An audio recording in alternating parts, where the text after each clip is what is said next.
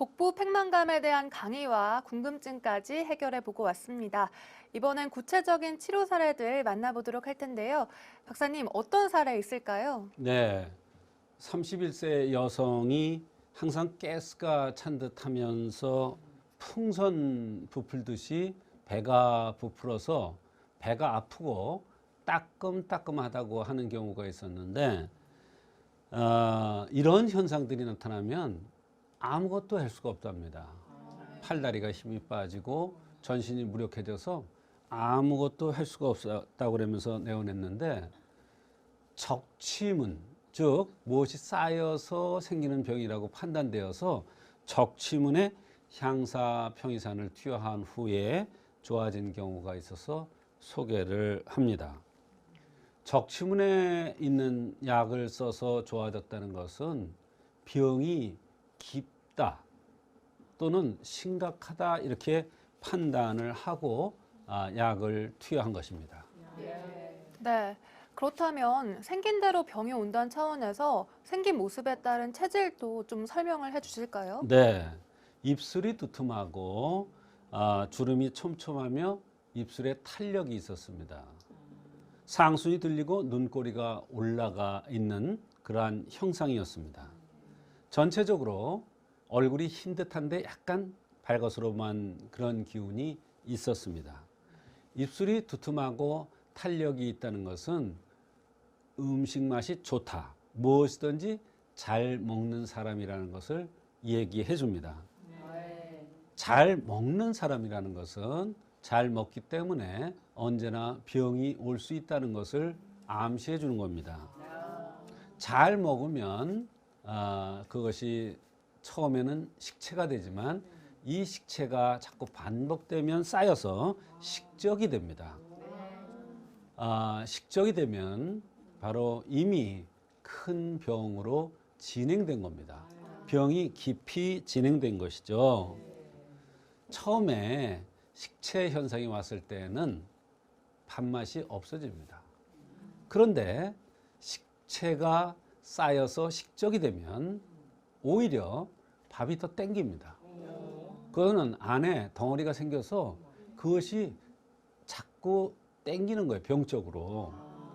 그러면 병은 점점 더 깊어지는 것이고 더군다나 더부룩해서 누우면 더부룩한 것이 약간 잠시 덜하는 것 같다고 했는데 이것도 중요한 증상입니다.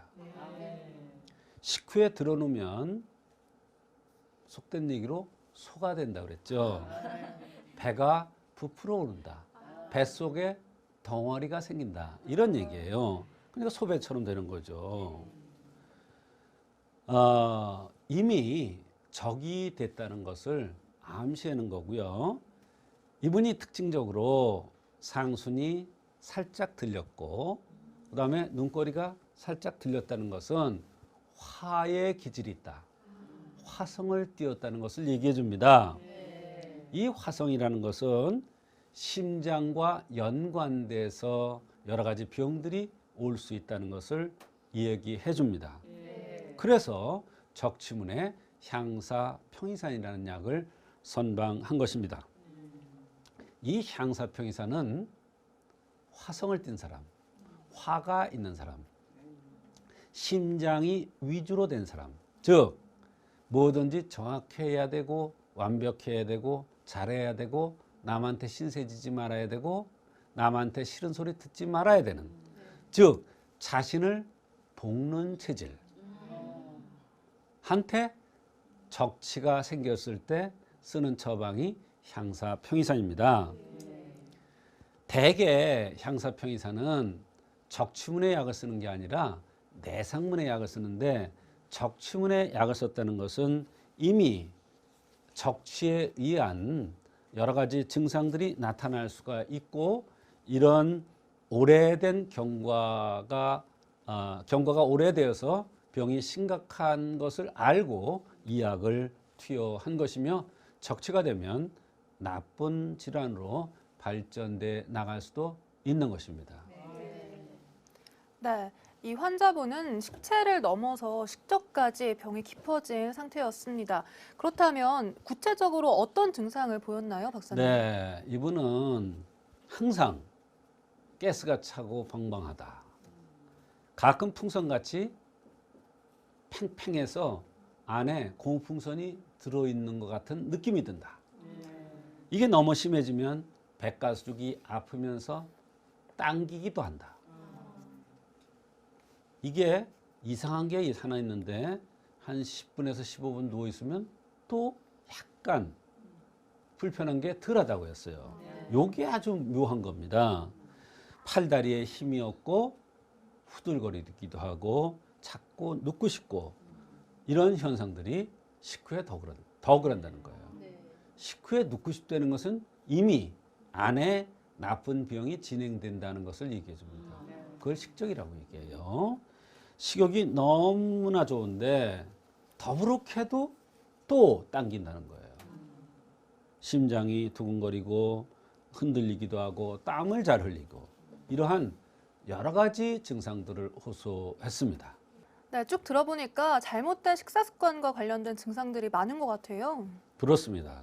여기서 중요한 것은 더부룩하고 팽창되는 것도 중요하지만 식욕이 자꾸 당기는 거, 음식이 가스 차고 더부룩하면 안 당길 텐데 오히려 당겨요. 이게 문제예요.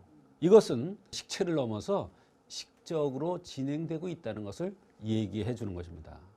그래서 팔다리에 힘이 없는 것, 뱃속이 불편한 것도 동반되는 증상이고 뱃속만 좋게 하면 팔다리에 힘이 생기고 피곤함도 없어질 수가 있는 것입니다.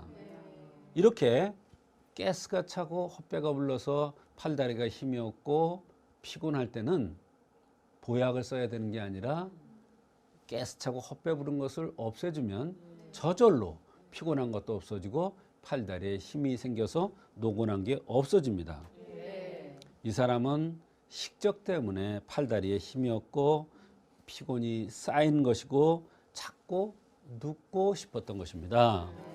네, 식적이 만성 피로와도 연관이 있는 걸 처음 알게 됐는데요.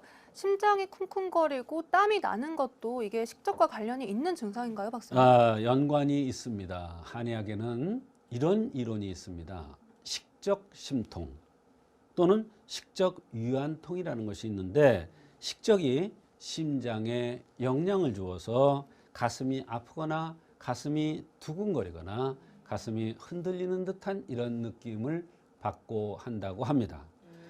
심주 한과 변이라는 이론에 따라서 땀도 식적이 심장에 부담이 되어서 나타나는 증상입니다.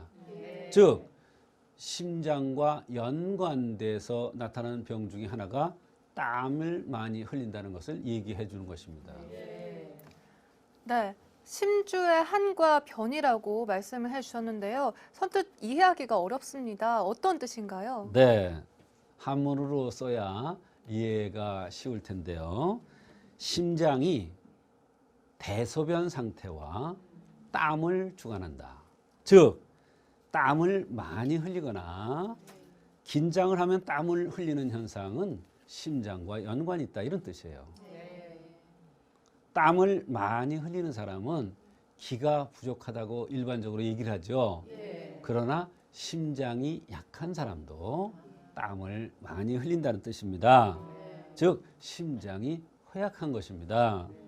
변이라는 것은 대변과 소변을 얘기하는데 대변이 변비거나 설사가 자주 나오거나 또는 소변이 자꾸 시원찮거나 소변 볼 때 아프거나 혈뇨가 나오는 현상은 바로 심장과 연관이 있다는 것을 얘기하는 것이 바로 심주변과 한이 되겠습니다. 네, 잘못된 식습관으로 인해서 식적이 되고 그것이 심장에까지 영향을 줘서 병이 된 사례였습니다.